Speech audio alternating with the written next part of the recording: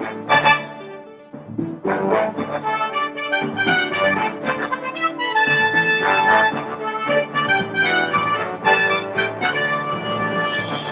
past week, the world was humming with the news of President Donald Trump's decision to decertify the American participation in the Iranian nuclear deal. This is in keeping with Bible prophecy that lays out the positions of the nations when it comes to hostility towards Israel in the time of the end. On the one side, Russia will form an alliance against Israel, as we read in Ezekiel chapter 38 in verses 3 to 4. Thus saith the Lord God, Behold, I am against thee, O Gog, the chief prince of Rosh, as the RSV puts it, which is Russia, Meshech, or Moscow, and Tubal, or Tobolsk. And I will turn thee back, and I will put hooks in thy jaws, and I will bring thee forth, and all of thine army, horses and horsemen, all of them clothed with all sorts of armor, even a great company with bucklers and shields, all of them handling swords. And on the other side of this equation are the merchants of Tarshish, and their Arabic allies. As we read in Ezekiel 38 down at verse 13, we have Sheba and Dedan, and the merchants of Tarshish, with all the young lions thereof, shall say unto thee, Art thou come to take a spoil? Hast thou gathered thy company to take a prey, to carry away silver and gold, to take away cattle and goods, to take a great spoil? So it was exciting to see these alliances coming to place this week, as President Trump announced America's decertification of the Iranian nuclear deal, which sparked worldwide responses, dividing the nations along these biblical lines. Listen to some of Trump's statements. Upon taking office, I've ordered a complete strategic review of our policy toward the rogue regime in Iran. That review is now complete. Today I am announcing our strategy, along with several major steps we are taking to confront the Iranian regime's hostile actions and to ensure that Iran never, and I mean never, acquires a nuclear weapon. Our policy is based on a clear-eyed assessment of the Iranian dictatorship, its sponsorship of terrorism, and its continuing aggression in the Middle East and all around the world. Now, what is interesting to note is the U.S. policy is based on Iran's movements in the Middle East. This is reiterated later in his statements. Given the regime's murderous past and present, we should not take lightly its sinister vision for the future. The regime's two favorite chants are death to America and death to Israel. Realizing the gravity of the situation, the United States and the United Nations Security Council sought over many years to stop Iran's pursuit of nuclear weapons with a wide array of strong economic sanctions.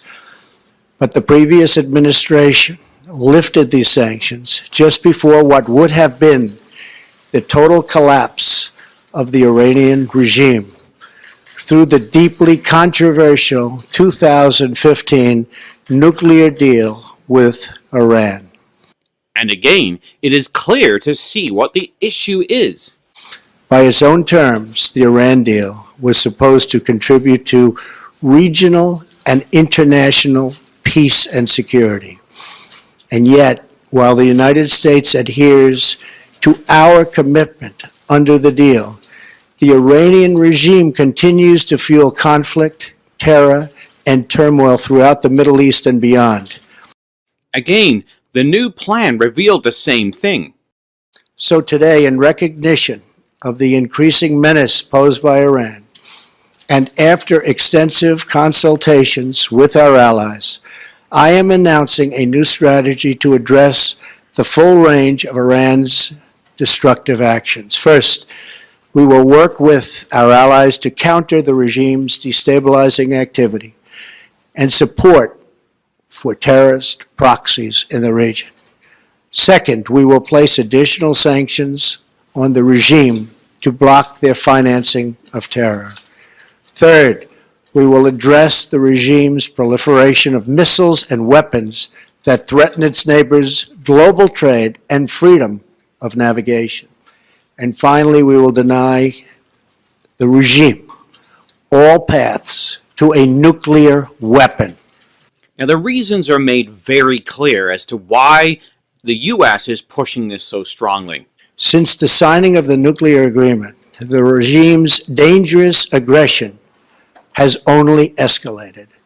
At the same time, it has received massive sanctions relief while continuing to develop its missiles program.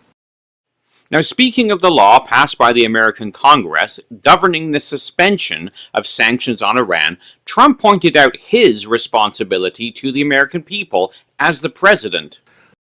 Among other conditions, this law requires the president or his designee to certify that the suspension of sanctions under the deal is appropriate and proportionate to measure and other measures taken by Iran to terminate its illicit nuclear program.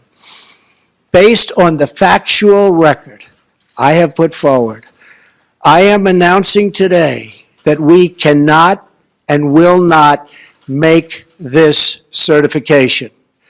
We will not continue down a path whose predictable conclusion is more violence, more terror, and the very real threat of Iran's nuclear breakout. That is why I am directing my administration to work closely with Congress and our allies to address the deal's many serious flaws so that the Iranian regime can never threaten the world with nuclear weapons. To protect against a deadlock in the review of the Iran deal, President Trump was very clear as to what he's going to do. In the event we are not able to reach a solution working with Congress and our allies, then the agreement will be terminated. It is under continuous review, and our participation can be canceled by me as president at any time. So America is clearly interested in the welfare of its allies in the region, such as Israel and Saudi Arabia, both threatened by the Iranian terror proxies in Syria and Yemen. So it's no surprise to see Israel's reaction to this announcement. Let's listen to Israeli Prime Minister Benjamin Netanyahu's response. Israel fully supports President Trump's bold decision today to reject the disastrous nuclear deal with the terrorist regime in Tehran. Israel has opposed the nuclear deal from the start because we said that rather than blocking Iran's path to a bomb, the deal actually paves Iran's path to an entire arsenal of nuclear bombs, and this within a few years' time. The removal of sanctions under the deal has already produced disastrous results. The deal didn't push war further away, it actually brought it closer. The deal didn't reduce Iran's aggression, it dramatically increased it. And we see this across the entire Middle East. Since the deal, we've seen Iran aggression grow every day in Iraq, in Lebanon, in Yemen, in Gaza, and most of all, in Syria, where Iran is trying to establish military bases from which to attack Israel. So Israel's interests are obviously much more than economic, but the security of its people against the aggressive elements of Nebuchadnezzar's image of world empires. Now, the UK Daily Express ran a headline, World War III fears, Russia backs Iran as Putin stares down Trump. The paper went on to report, World War III fears are growing after Russia rushed to back Iran in the Middle East escalating nuclear crisis, a move which plunges Vladimir Putin into a deadly standoff with Donald Trump. Now, ABC News posted an article with the headline, U.S. move on Iran brings Russia and Europe closer together. The article stated, President Vladimir Putin's foreign affairs advisor, Yuri Ushakov, said the Russian president discussed the situation around the 2015 nuclear deal in Friday's phone call with German Chancellor Angela Merkel, and their positions were practically identical. Ushakov added that Putin will have further discussions on the issue with Merkel and French President Emmanuel Macron when they visit Russia this month. Ushakov's statement reflected a Kremlin hope that a rift between Washington and its European allies will offer a chance of rebuilding ties with Europe's economic powerhouses. Europe is rattled by President Donald Trump's decision to reimpose sanctions on Iran. That means European countries must hold business with Iran or face U.S. punishment. End quote. Now, in the face of U.S. sanctions, Russia is signing a free trade pact with Iran. The Boston Globe reported under the headline, "Russia and Allies to Sign Trade Pact with Iran," and the article stated, "The Kremlin said Friday that Russia and its ex-Soviet allies will sign a free trade pact with Iran, the latest fallout from the U.S. withdrawal from the Iran nuclear deal."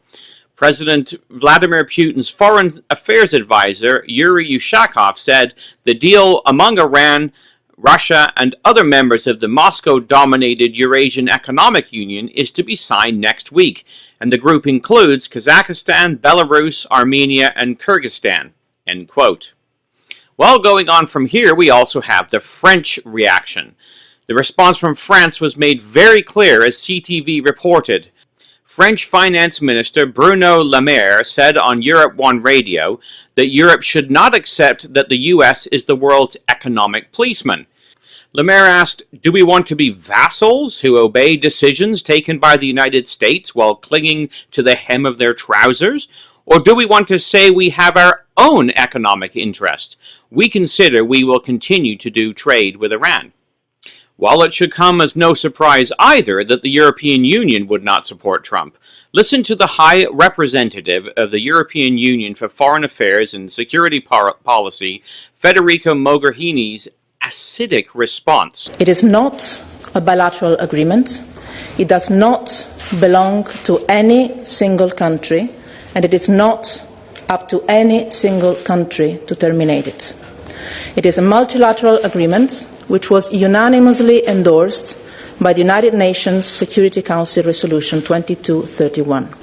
The deal has prevented and continues to prevent, will continue to prevent, Iran from developing nuclear weapons. The Joint Comprehensive Plan of Action represents a key and functioning pillar of the international non-proliferation architecture that is even more important to preserve at a time of acute nuclear threat. We believe we have a collective responsibility to preserve it for our own collective security.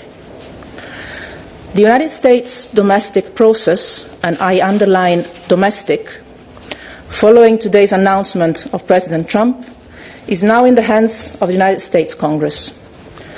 The JCPOA is not a domestic issue, but a UN Security Council resolution. The international community and the European Union with it has clearly indicated that the deal is and will continue to be in place. In answering a question following the statement, the European Union's position was crystallized even further. This deal is not a bilateral agreement. This is not an international treaty. This is an annex, a very long annex, to a UN Security Council resolution, unanimously adopted. To my knowledge, there's not one single country in the world that can terminate a UN Security Council resolution that has been adopted, even more so adopted unanimously and implemented and verified, and with the rest of the international community continuing to support and implement it. So it is clearly not in the hands of any president of any country in the world to terminate an agreement of this sort, because this is a UN Security Council resolution. This is a plan of action that sets things to be done, commitments, nuclear-related commitments, and only nuclear-related commitments, and that is being implemented. So the President of the United States has many powers, not this one. So it becomes very clear that the European Union is completely uninterested in Iran's support of terrorism, both against Israel and Saudi Arabia. The arrogant pride with which the statement was given is remarkable, and it is no surprise. At the time of the end, the nations of Europe will be allied to Russia and Iran against Israel and the King of the South powers, which include America and Saudi Arabia. We read in Ezekiel chapter 38, as we continue down to verse 5, that Persia, or Iran, Ethiopia, and Libya will be with them, that is the Russians. all of them with shield and helmet, Gomer and all his bands, the house of Togarmah of the north quarters and all his bands, and many people with thee. And he continues, In the latter years thou shalt come into the land that is brought back from the sword, and is gathered out of many people, against the mountains of Israel, which have always been waste, but is brought forth out of the nations, and they shall dwell safely, all of them. Now, this verse also includes the areas of Gomer and Togarmah, which correspond to the area of Turkey in the Caucasus region.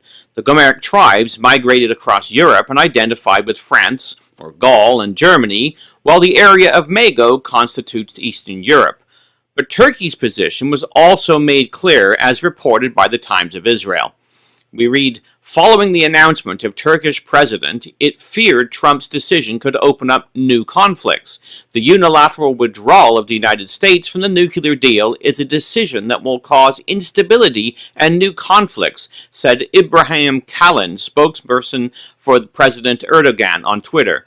Turkey will continue to resolutely oppose all types of nuclear arms.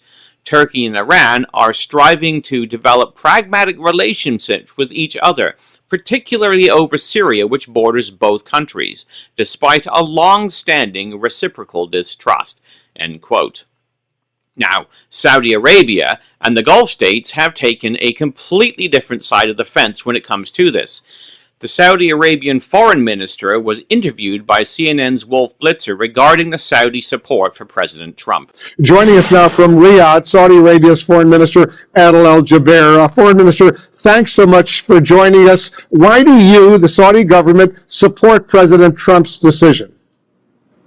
We believe that the nuclear deal was flawed. We believe that the sunset clause should be eliminated. We believe that the inspections should be tightened. We believe that the deal does not deal with Iran's ballistic missile program, nor does it deal with Iran's support for terrorism and interference in the affairs of the countries of the region. So again, like America and Israel, the Saudis' issue with Iran is not just the nuclear issue, but also Iran's support of terrorism in the region. When questioned about what Saudi Arabia would do, he stated, We will do whatever it takes to protect our people. We have made it very clear that if Iran acquires a nuclear capability, we will do everything we can to do the same. Our message to the Iranian leadership is the policies of the past have got to come to an end. You cannot be a revolution. You cannot seek to expand and dominate the region. You cannot seek to acquire a nuclear program surreptitiously. You must abide by international law. You must cease supporting terrorism. You must cease providing ballistic missiles to terrorist organizations like so-called Hezbollah and the Houthis. And you must respect the principle of good neighborliness. So when asked why the agreement was so flawed, the Saudis were clear, something the European Union is not willing to acknowledge because it's more interested in its own economic interests than the peace in the Middle East. The agreement is flawed because by 2025 it allows Iran the ability to have unlimited enrichment capability, which could cause it to build capacity to the point where it can have enough enriched uranium for a nuclear weapon within a week. That is clearly not acceptable. Now, the scriptures don't just indicate the Saudis will be on the other side of the fence in the latter days. Daniel 11 speaks of Edom, Moab, and Ammon, which correspond to the geographical area of modern-day Jordan. Ezekiel 38 speaks of Sheba and Dedan, which is encompassing the geographical area of Saudi Arabia and the other Gulf states. Isaiah 19 and Daniel 11 describe Egypt being attacked by the Russians, described as the cruel lord or the king of the north. Now, the Saudi minister also clearly stated who was on side with the USA and them in their position, exactly as the Bible describes. The sanctions will be reimposed. We support the U.S. position. Our allies in Bahrain and in the United Arab Emirates and in Jordan and Egypt support this decision. The GCC Secretary General supports it. The Arab League Secretary General supports it. The Secretary General of the Organization of Islamic Countries also supports it. Now, regarding Iran's support for the Houthis in the region and their continued bombardment of Riyadh, the Saudis were also very clear. We are trying to avoid at all costs direct military action vis-à-vis Iran, but Iran's behavior such as this cannot continue. This is tantamount to a declaration of war. When somebody provides missiles to a terrorist group that lobs those missiles at your cities and your civilians indiscriminately, what do you call it? A friendly act? Of course not. This is, of course, the same issue Israel faces with Hezbollah and Iran in Syria. Now, the past 2 weeks have seen tensions soar in the Middle East. The hostilities began when an Iranian armed drone violated Israeli airspace. Israel responded by bombing the launch site for the drone. Now, following Trump's announcement, Iranian forces in Syria fired 20 missiles into Israel. This was followed by Israel firing 70 missiles from 28 planes into Syria, targeting Iranian bases in the region. The Israeli newspaper Haaretz reported Defense Minister Avigdor Lieberman said Thursday morning that Israel has struck all of the Iranian infrastructure in Syria. Lieberman said that Israel does not seek escalation, but added that it won't allow Iran to turn Syria into a forward base against Israel. Reports in Syria said that Israel had also struck army posts as positions used by Hezbollah and the Iranian-backed militias in the Syrian Golan near Druze villages, close to the border with Israel. The report said that the rockets that struck Israel overnight were fired from these posts. Now it is reported that 8 Iranians were killed in the attack. The report continued, "This is the first time Israel directly accuses Iran of firing towards Israeli territory.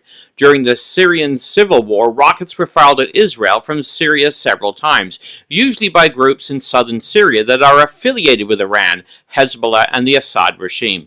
End of quote. Well, this week saw tensions rise worldwide. The United States re-established its Second Fleet due to the growing Russian tension. CNN reported, amid heightened tensions with Russia, the U.S. Navy announced Friday the re-establishment of the U.S. Second Fleet, which will be responsible for naval forces along the East Coast and the Northern Atlantic Ocean. Our national defense strategy makes clear that we're back in an era of great power competition as the security environment continues to grow more challenging and complex. Chief of Naval Operations Admiral John Richardson said at the change of command ceremony Friday in Norfolk, Virginia. That is why today we're standing up the Second Fleet to address these changes, particularly in the Northern Atlantic, he added. NATO is refocusing on the Atlantic in recognition of the great power competition prompted by the resurgent Russia, Pentagon spokesman John Michael told CNN. End of quote. Well, again, this is in keeping with the biblical portrayal of the time of the end, where many ships of the king of the north, described in Daniel 11:40, will be counterbalanced by the ships of Tarshish, described in Ezekiel 38, verse 13, and Isaiah 60, verse 19. CNN reported under the headline, U.S. stealth fighters intercept Russian bombers off the coast of Alaska. 2 Russian Tu-95 Bear bombers were intercepted by the U.S. F-22 stealth fighters in international airspace off the coast of Alaska on Friday, according to the North American Aerospace Defense Command. At approximately 10 a.m. Eastern Time, 2 Alaskan-based NORAD F-22 fighters intercepted and visually identified 2 Russian Tu-95 Bear long-range bomber aircraft flying into the Air Defense Identification Zone around the western coast of Alaska, north of the Aleutian Islands. NORAD Northcom spokesman, Canadian Army Major Andrew Hennessy said in a statement. So as the world ratchets up tensions in preparations for World War III, drawing its sides, joining each side, arming themselves, let us prepare to meet our Lord. Because we read in 1 Thessalonians 5, verses 4 to 9, Ye, brethren, are not in darkness, that day should overtake you as a thief. You are the children of light, the children of the day. We are not of the night, nor of the darkness. Therefore let us not sleep as do others, but let us watch and be sober. For they that sleep, sleep in the night, and they that are drunken in the night. But let us, who are of the day, be sober, putting on the breastplate of faith and love, and for an helmet the hope of salvation.